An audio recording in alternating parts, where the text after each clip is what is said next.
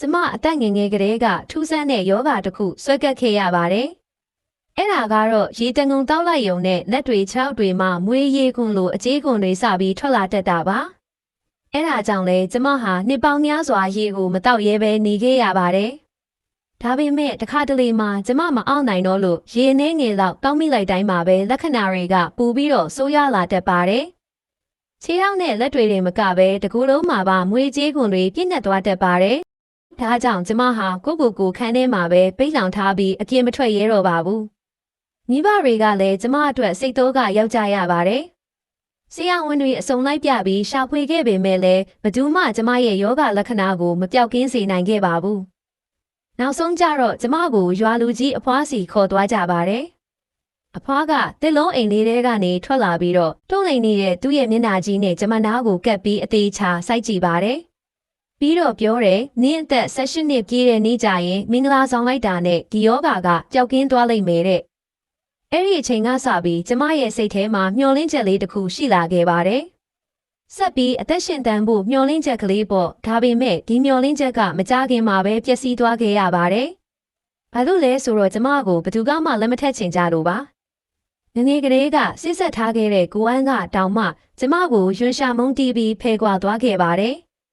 မျက်စိတမိအတွင်းမှာပဲကျမဟာအသက်18နှစ်ပြည့်ခဲ့ပါပြီ။အဖေကလည်းအကျက်ရိုက်ပြီးဘာမှမတတ်နိုင်တော့တဲ့အစုံပိုးချီလုံးကစ်ချပြီးတော့ကျမအတွက်သူတို့သားရွေးချယ်ပေးဖို့ဆုံးဖြတ်ခဲ့ပါတယ်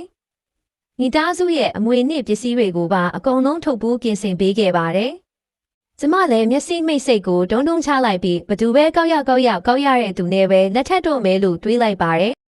ပိုးချီလုံးကိုပြစ်လိုက်တဲ့အချိန်မှာပဲရွာထဲကနတ်ပူဇော်တဲ့အဖွဲကလမ်းထိပ်ကနေကွက်တီဖြတ်လျှောက်လာခဲ့ပါတယ်။ပိုးချီလုံးကတိတိကျကျပဲအဲ့ဒီအဖွဲကပင်းဆောင်လာတဲ့ရွာဆောင်နှက်ရုပ်ရဲ့လက်ထဲကိုကျသွားခဲ့ပါတယ်။ဒီကိစ္စကတရွာလုံးကိုတုံ့လုပ်သွားစေခဲ့တယ်။ညကျတော့ရွာလူကြီးအဖွားကနှကုန်းထဲမှာကျမကိုနှက်ရုပ်ရှိမှဒူးထောက်ပြီးတောင်းပန်ခိုင်းပါတယ်။ကျမလည်းမြေကြီးပေါ်မှာဝစ်ပြီးကြော့ရင်းနဲ့ပါဇက်ကနေတောင်းပန်ပါတယ်လို့တွတ်ရွတ်ဆိုနေခဲ့ပါတယ်။ရွာလူကြီးအဖွားကမွှေးတိုင်3တိုင်ကိုထူးညှိပြီးတော့ပြောပါတယ်။နင်းဒီနေရာမှာပဲဒူးထောက်နေအမွှေးတိုင်တွေဘယ်အချိန်မှကုန်မလဲအဲ့ဒီအချိန်ကြားမှနင်းပြန်ထွက်သွားလို့ရမယ်။ကျမလည်းအမွှေးတိုင်ကိုတေးသေးချာချာလေးယူပြီးအိုးထဲကိုထိုးဆိုင်လိုက်ပါတယ်။ပြီးတော့နတ်ရုပ်အောက်မှာဒူးထောက်နေပြီးဘာစကားတစ်ခုမှမပြောရဲတော့ပါဘူး။ရွာလူကြီးအဖွားကကျမကိုကြည့်ပြီးခေါင်းခါရင်းထွက်သွားပါတယ်။တကားပိတ်လိုက်တဲ့အတန်ကြားရတော့မှပဲကျမလည်းခေါင်းကိုခီးပြေးချင်းမော့ပြီးနတ်ရုပ်ကိုမော့ချီရဲပါတော့တယ်။နတ်ရုပ်ကအငင်း3မီတာလောက်ရှိပြီးတော့တကယ်အသက်ရှိတဲ့လူတစ်ယောက်လိုထုစစ်ထားတာပါ။ငယ်ရွယ်တဲ့အမျိုးသားတစ်ယောက်ရဲ့ပုံသဏ္ဍာန်ဖြစ်ပြီးအရန်ကိုခံညာလွန်းလာပါတယ်။ကြားဘူးတာကတော့သူ့နာမည်ကလင်းယွန်းတဲ့ကောင်းကင်ဘုံကနာမည်တစ်ပါးဖြစ်ပြီးတော့လွန်ခဲ့တဲ့နှစ်ပေါင်း1000ကလူကြီးကိုဆင်းသက်ပြီးလဲပတ်ခဲ့တာပါ။အဲ့ဒီအချိန်တုန်းကကျမတို့ရဲ့ဦးမျိုးနွယ်စုနဲ့ပြင်ပမျိုးနွယ်စုတွေစစ်ပွဲကြီးဖြစ်ပွားခဲ့ပါတယ်။လင်းယွန်းကလက်တစ်ဖက်ဝေရန်လိုက်ရုံနဲ့တင်ဦးမျိုးနွယ်စုကလူပေါင်းထောင်ချီကိုကယ်တင်ပေးခဲ့ပါတယ်။အဲ့ဒီအချိန်ကစပြီးဘယ်ရန်သူမှကျမတို့ရွာကိုမကျူးကျော်ရဲတော့ပါဘူး။သူကကျမတို့မျိုးနွယ်စုရဲ့လုံကျေးပူဇော်မှုကိုခံယူလာခဲ့တာနှစ်ပေါင်းထောင်ချီရှိနေပါပြီ။ကျမနဲ့ရုပ်ရှင်မှာဒူးထောက်နေတာအချိန်တော်တော်ကြာသွားပါပြီ။အမွှေးတိုင်အိုးထဲကအမွှေးတိုင်ကတော့အနှဲငယ်ပဲနောင်ကျွမ်းရသေးတာပါ။ကျမလည်းတုံရင်နဲ့ပဲတစ်ချက်လေးတောင်မလုပ်ရဲပါဘူး။ကျမတရားမှာကိုမကြောက်ပေမဲ့တရွာလုံးကိုဒုက္ခပေးမိမှာတော့ကြောက်ပါတယ်။အချိန်ဘလောက်ကုန်ဆုံးသွားမှန်းမသိတော့တဲ့အချိန်မှာကျမလည်းဘိုက်ကလည်းစားပင်ပန်းတာကလည်းပင်ပန်းပြီးမျက်စိထဲမှာအလင်းနှန်းတွေဝေလာပြီးမူးလဲတော့မလို့ဖြစ်လာပါတယ်။အဲ့ဒီအချိန်မှာပဲနောက်ကတကားကရုတ်တရက်ပွင့်လာပါတယ်။ကျမလည်းစိတ်ကိုချက်ချင်းတင်းပြီးလှမ်းပြောလိုက်ပါတယ်။ရွာလူကြီးအဖွားသမီးကင်းမနေပါဘူး။ဒူးထောက်ပြီးမလုံးမရှက်နေတာပါ။ဒါပေမဲ့နောက်ကနေဘာတန်မှပြန်မကြားရပါဘူး။ကျမလည်းနောက်နဲ့မကြည့်ရဲပါဘူး။အချိန်တော်ကြာမှပဲအမျိုးသားတယောက်ရဲ့ရင်မောတန်ထွက်လာပြီးနင်ကတကယ်ဥတူတူလေးပဲလို့ပြောတန်ကြားလိုက်ရပါတယ်။အဲ့ဒီအတန်ကအရန်နားထောင်လို့ကောင်းပြီးကျမတခါမှမကြားဘူးတဲ့အတန်မျိုးပါ။ရွာထဲကလူဟုတ်မဟုတ်လဲမသိပါဘူး။အဲ့ဒီနောက်မှာတော့အဲ့ဒီအမျိုးသားကတကားကိုပိတ်ပြီးကျမနားကိုခြေလန်းနှင်းငယ်တိုးလာတဲ့အတန်ကိုကြားရပါတယ်။ကျမတွေးမိတာကတော့နှကွန်းတကားမှာလူဆောင်ရှိနေတာပဲရွာထဲကလူတယောက်ကကျမကိုလာပြီးလှောင်ပြောင်းတာဖြစ်ရမယ်ပေါ့ ကျမလည်းသွားကိုကြိတ်ပြီးပို့ပြီးတော့မမတ်လေးဒူးထောက်နေလိုက်ပါတယ်နောက်ထပ်အချိန်တော်ကြာဖြတ်တန်းသွားပြီးဘိုက်ကလည်းအချိန်ချင်းနေခဲ့ပါပြီအမွှေးတိုင်ကတော့တဝက်ပဲနောင်ကျွမ်းရသေးတာပါ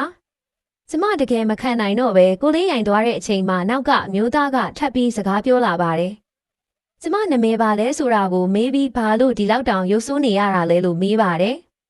ဒီတခါတော့သူကရွာထဲကလူခေရမယ်ဆိုတာကျမတေချာသွားပါပြီ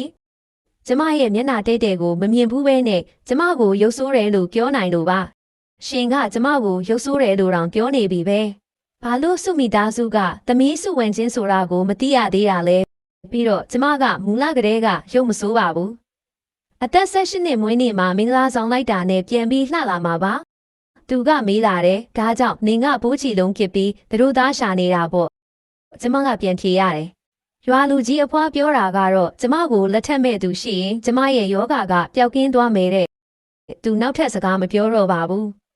ဒါပေမဲ့ကျမစိတ်ထဲမှာထင်အောင်ထင်မှားဖြစ်နေတာလားမသိဘူးအမွှေးတိုင်အိုးထဲကအမွှေးတိုင်ကပိုပြီးမြင်မြန်အောင်ကျွမ်းသွားသလိုခံစားရပါတယ်သူခဏလောက်တိတ်ဆိတ်သွားပြီးတော့နေငါ့ကိုဘာတူလဲဆိုတာသိလားလို့မေးပါတယ်ကျမကမသိဘူးလို့ပြန်ဖြေပါတယ်သူတခုခုပြောဖို့ပြင်နေတဲ့အချိန်မှာပဲနောက်ကတစ်သားတကားကကျွေးကနေမြည်ပြီးပွင့်လာပြီးနောက်ထပ်လူတစ်ယောက်ထပ်ဝင်လာပါတယ်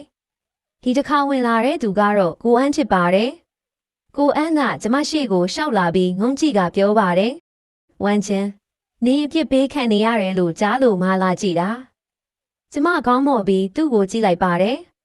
သူကဒီလိုမျိုးငုံပြီးစကားပြောရတာအဆင်မပြေမှန်းသိတော့ဘေးမှာစောင်းကြောင်ထိုင်ချလိုက်ပါတယ်သူ့ရဲ့အဖြူရောင်ဝတ်စုံကြီးမှာဖုံးတွေးပေးကြံသွားတာကိုတောင်သူကယူမဆိုင်ပါဘူးသူကတက်တာတွေကနေမုံတစ်ခုထုတ်ပြီးကျမပါဇက်နာကိုကပ်ပေးရင်းနဲ့တစ်ခုခုစားဖို့ပြောပါတယ်ကျမလည်းမျက်နှာကိုလွှဲလိုက်ပြီးကျမကနတ်မင်းကိုခင်မားမိလို့အပြစ်ပေးခံနေရတာ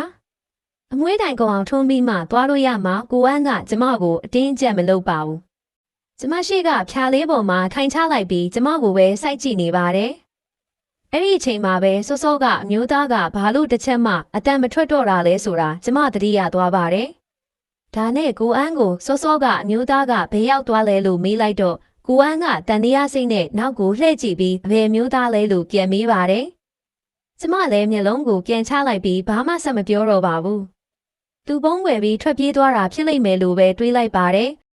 အမွှေးတိုင်ကတော့အတော်များများကုန်သွားပါပြီဒါပေမဲ့ကြံရှိနေတဲ့အပိုင်းကကုန်ဖို့အတွက်အချိန်တော်ကြာလိုပါသေးတယ်ကိုအန်းကမုံကိုကျမနှုတ်ခမ်းသားပြန်ကပ်ပေးပြီးဗိုက်ဖြည့်ထားဖို့ပြောပါတယ်ကျမစကားပြောဖို့กินလိုက်တဲ့အချိန်မှာပဲကိုအန်းရဲ့လက်ကတခုခုနဲ့ရိုက်နှက်ချင်းခံလိုက်ရတယ်လို့မျိုးရုတ်တရက်တုန်ခါသွားပြီးမုံကမြေကြီးပေါ်ကိုလိမ့်ကျသွားခဲ့ပါတယ်သူ့ရဲ့သွယ်လာတဲ့လက်ကြီးကကျမပါဇက်နားမှာတဲ့အရှင်ပြက်ပြီးရက်တန့်သွားပါတယ်ကျမစဝေးစဝါဖြစ်နေတဲ့အချိန်မှာပဲကိုအန်းကချက်ချင်းဆိုသလိုအတန်တိုးတိုးလေးထွက်လာပြီးလက်ကိုပြန်ရုပ်သိမ်းလိုက်ပါတယ်ပြီးတော့သူထွက်ပြီးတစ်တာကိုမယူကပြန်ထွက်သွားဖို့လုပ်ပါတယ်ခြေတံတွေတဖြည်းဖြည်းဝေးကွာသွားတာကိုကြားရတော့ကျမစိတ်ထဲမှာတခုခုကိုပြောချင်စိတ်တွေပောက်ကွဲထွက်လာပြီးအောက်မထားနိုင်တော့ပဲသူ့ကိုလှမ်းခေါ်လိုက်ပါတယ်ကိုအန်းကျမရှင်ကိုအယမ်းမုန်းတယ်ဆိုတာရှင်သိလားမူလကကျမတို့နှစ်ယောက်လုံးကရုပ်ရည်ချုံမောခဲ့ကြတာနောက်ပိုင်းကျမထူဆန်းတဲ့ယောဂရပြီးပူပြီးရုပ်ဆိုးလာတဲ့အချိန်မှာရှင်ကတော့ပူပြီးတော့ခန့်ညားလာခဲ့တယ်ကျမတွေးခဲ့တာကရှင်ကိုလက်ထက်ရမယ်ဆိုရင်ကျမတို့ကြားကကွာခြားချက်တွေဘလောက်ပဲကြီးမားပါစေကျမပျော်နေမှာပဲလို့ရှင်ကိုယ်တိုင်လည်းကျမကိုလက်ထက်ချင်ခဲ့တာပဲမဟုတ်ဘူးလားရှင်ရဲ့မိဘတွေကလည်းကျမတို့လက်ထက်မှာကိုသဘောတူခဲ့ကြတာပဲတရွာလုံးကလူတွေကလည်းကျမတို့ကိုကောင်းကင်ဘုံကဖန်ဆင်းပေးလိုက်တဲ့ဆုံတွဲလို့သတ်မှတ်ခဲ့ကြတာဒါပေမဲ့ရှင်ကဘာလို့ကျမကိုမလို့ကျင်တော့တာလဲရွာလူကြီးအဖွားပြောတာကတော့ကျမအသက်18နှစ်မှာလူတစ်ယောက်နဲ့လက်ထပ်လိုက်ရင်ယောဂပျောက်ကင်းမယ်တဲ့ရှင်ဘာလို့စွန့်စားပြီးမစမ်းကြည့်ရတာလဲဒါမှမဟုတ်ရှင်ကကျမတည်သွားတာကိုပဲထိုင်ကြည့်ချင်နေတာလားဒီစကားတွေကိုပြောပြီးသွားတော့ကျမစိတ်ထဲမှာရုတ်တရက်အယမ်းကိုပေါ်ပါသွားသလိုခံစားလိုက်ရပါတယ်ရင်ထဲမှာအကြာကြီးအောင်းထားခဲ့တဲ့စကားတွေကိုနောက်ဆုံးတော့ပြောချင်တယ်လို့ပြောလိုက်ရပြီလေစိတ်ခံစားချက်ကလည်းအများကြီးကောင်းမွန်သွားပါတယ်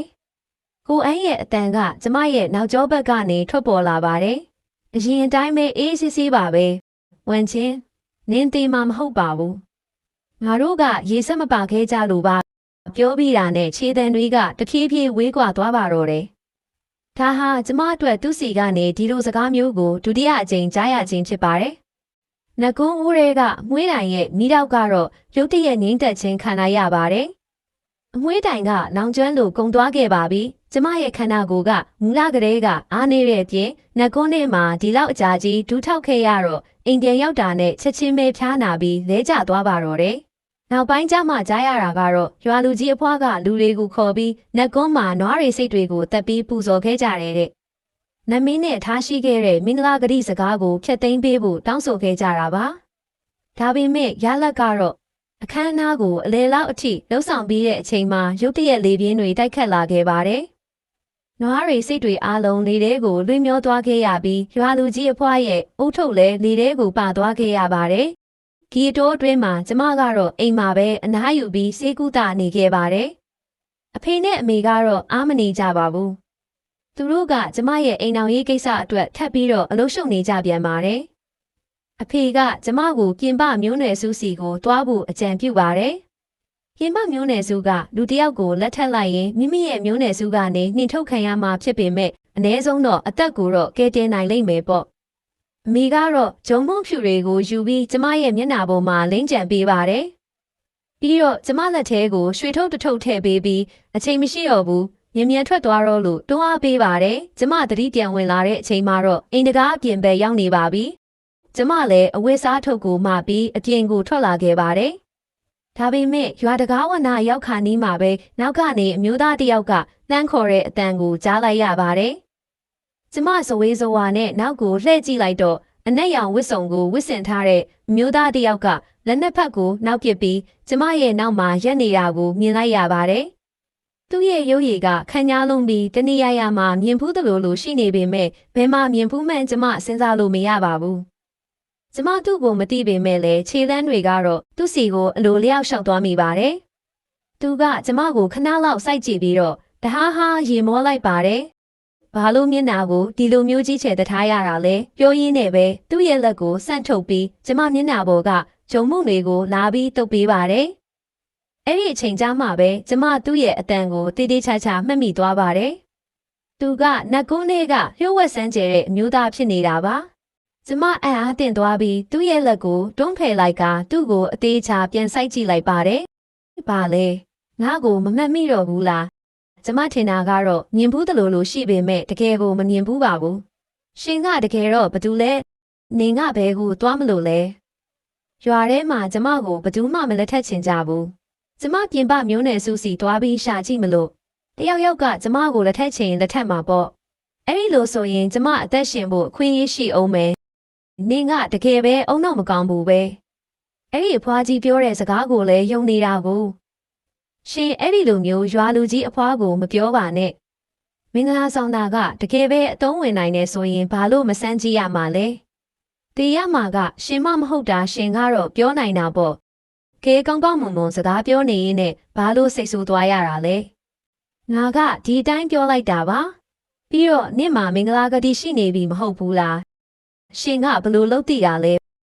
ဘိုးချီလုံးကငါစီကိုရောက်လာတာလေနင်တို့ရွာရဲ့ထုံးစံအရဆိုရင်နင်ကငါနဲ့မင်္ဂလာဆောင်ရမှာမဟုတ်ဘူးလားဘိုးချီလုံးကသူ့စီရောက်သွားတယ်ဟုတ်လားကျမအကြာကြီးကြောင့်အန်းသွားပြီးမှတုံတုံရင်နဲ့မေးလိုက်ပါတယ်ရှင်ကတကယ်တော့ဘာတူလဲသူကဘိုးချီလုံးကိုလေထဲကိုပြစ်လိုက်တော့ဘိုးချီလုံးကလေထဲမှာတင်ပျောက်ကွယ်သွားပါတယ်ကျမလန့်သွားပြီးနောက်ကိုခြေလမ်းအနှဲငယ်ဆုပ်လိုက်ပါတယ်ပြန်ပြီးမမက်ရက်လိုက်တဲ့အချိန်မှာပဲသူ့ရဲ့ပြုံးကကျမကိုထပ်ပြီးမိမောသွားစေပြန်ပါတယ်ငါနာမည်ကလင်းရွမ်းနှကုန်းထဲမှာရှိတဲ့ရွာဆောင်တဲ့ရုပ်ဆိုတာငါပဲအမှန်တိုင်းပြောရရင်တော့နတ်ဖျားတွေဆိုတာဒဏ္ဍာရီတက်တက်ပဲလို့ကျမအမြဲတွေးခဲ့တာပါကဘာပေါ်မှာနတ်ဖျားတွေတကယ်ရှိရဆိုတာကိုကျမမယုံကြည်ပါဘူးလူဘဝကဆင်းရဲဒုက္ခတွေပြည့်နှက်နေတာကိုနတ်ဖျားတွေကကယ်တင်ပေးတာမှမဟုတ်တာဒါပေမဲ့လင်းယွန်ကတော့သူကကျမကိုကယ်တင်ဖို့လာတာလို့ပြောပါတယ်ဒါပေမဲ့ရှင်ကမြတ်စွာဘုရားမှမဟုတ်တာငါကမြတ်စွာဘုရားမဟုတ်ပေမဲ့နင့်ကိုတော့ကယ်တင်နိုင်ပါတယ်ဒီမြင်ကွင်းကနောက်ပိုင်းမှာကျမရဲ့အိမ်မက်ထဲမှာခဏခဏပြန်ပြီးမလေးရှိပါတယ်သူ့ရဲ့စကလုံးတွေကမျိုးစေ့တစ်ခုလိုမျိုးကျမရဲ့နှလုံးသားထဲမှာအညစ်တွေပြီးကြီးထွားလာခဲ့ပါတယ်ကျမရဲ့အလင်းရောင်ကိုကျမစောင့်မျှော်ခဲ့ရတာအောင်မြင်သွားပါပြီ တိမ်တိုက်တွေဖဲကွာပြီးတော့နမင်းကြီးပေါ်ထွက်လာခဲ့ပါပြီကျမလင်းရွံကိုအိမ်ကူခေါ်လာခဲ့ပါတယ်အဖေနဲ့အမေကကျမထက်မျက်စိပိုဆူရှာကြပါတယ်လင်းရွံကိုမြင်မြင်ချင်းပဲသူတို့အရန်တုံလို့သွားကြပြီးအကြာကြီးကြောင့်အန်းနေမှတတိပြန်ဝင်လာကလင်းရွံနဲ့မင်းကြီးကြွလာပါပြီလို့အော်ဟစ်ပြီးဒူးထောက်ဖူးမြော်ဖို့လုပ်ကြပါတယ်လင်းရွံကသူ့ရဲ့လက်ကိုအသားရလေးဝေ့ရမ်းလိုက်တော့အဖေနဲ့အမေဒူးမထောက်ရသေးခင်မှတင်ပြန်ပြီးမတက်ရက်လျက်သားဖြစ်သွားကြပါတယ်မြင်မြန်ထားကြပါ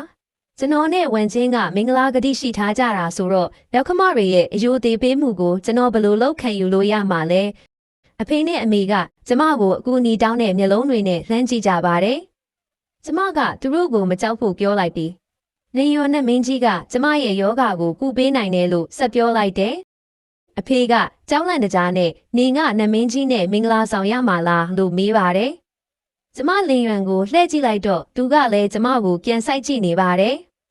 အကြည့်ချင်းစုံမိတဲ့အချိန်မှာကျမရင်တွေခုန်လာပြီးမျက်လုံးကိုချက်ချင်းထွဲလိုက်ပါတယ်အဖေဘာရီပြောနေတာလဲလင်းရွံနဲ့မင်းကြီးမှာနီးလန်းရှိမှာပေါ့မင်္ဂလာမဆောင်ဘဲနဲ့လေကျမရဲ့ယောဂကိုကူပေးလို့ရတာပဲအဖေကတပြင်းတစ်ချက်ချနိုင်သွားပြီးတုံတုံရင်ရင်နဲ့လက်အုပ်ချီကကျေးဇူးတင်စကားပြောပါတယ်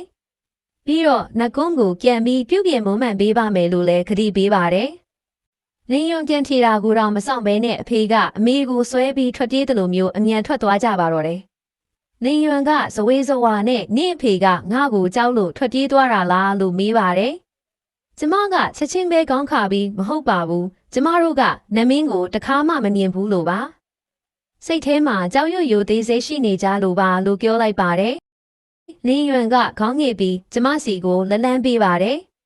ကျမကယောဂအတွက်သွေးဆန်းပေးမလို့ထင်ပြီးလက်ကိုချက်ချင်းဆန်ပေးလိုက်ပါတယ်ဒါပေမဲ့သူကကျမရဲ့လက်ကိုအသားအရလေးဖယ်လိုက်ပြီးသူ့ရဲ့လက်ဖွားကိုခန့်ပြပါတယ်လူကီရဲ့စိစက်ကြောင်းလမ်းမှုမှာစိစက်လက်ဆောင်ပေးရတယ်မဟုတ်ဘူးလားအဲ့ဒါဆိုငါအတွက်လက်ဆောင်ကိုကျမနေရာမှာတင်ကြောင်အန်းသွားပြီးသူ့ရဲ့ဖြန့်ထားတဲ့လက်ဖွားကြီးကိုကြည့်ကဘာပြန်ပြောရမှန်းမသိတော့ပါဘူးစိစက်လက်ဆောင်နဲ့လားအဲ့ဒါဆိုရင်ကျမတို့တကယ်ပဲစစ်ဆက်ကြောင်းလမ်းပြီးမှယောဂကူရမှာပေါ့ဒါပေမဲ့ဒီလိုမျိုးနမင်းတစ်ပါးကစစ်ဆက်လက်ဆောင်တောင်းတာမျိုးရှိလို့လားဒါပေမဲ့သူကရွာဆောင်နမင်းလေကျမတို့မျိုးနွယ်စုကနှစ်ပေါင်းထောင်ချီလှုပ်ကြွေးလာခဲ့တဲ့နမင်းကြီးပဲကျမခေါင်းငုံပြီးကျမရဲ့အဝတ်စားထုတ်ကိုရှာဖွေလိုက်ပါတယ်အထဲမှာတော့အမေထည့်ပေးလိုက်တဲ့ရွှေထုတ်တစ်ထုပ်ရဲ့အဝတ်အစားအနှဲငယ်ပဲရှိတာပါကျမခဏလောက်ဝေခွဲမရဖြစ်နေပြီးမှရွှေထုတ်ကိုထုတ်ပြီးသူ့ရဲ့လက်ဖွားပေါ်တင်ပေးလိုက်ပါတယ်။ဒါကကျမအမေပေးထားတဲ့အရာပါ။နောက်မလောက်တော့ကျမမသိဘူး။လင်းယွန်ကခေါင်းငုံပြီးရွှေထုတ်ကိုကြည့်ကနှုတ်ခမ်းထောင်းကတွန့်သွားပါတယ်။ရေကျင်စိတ်ကိုအောင့်ထားတဲ့ပုံစံမျိုးပါ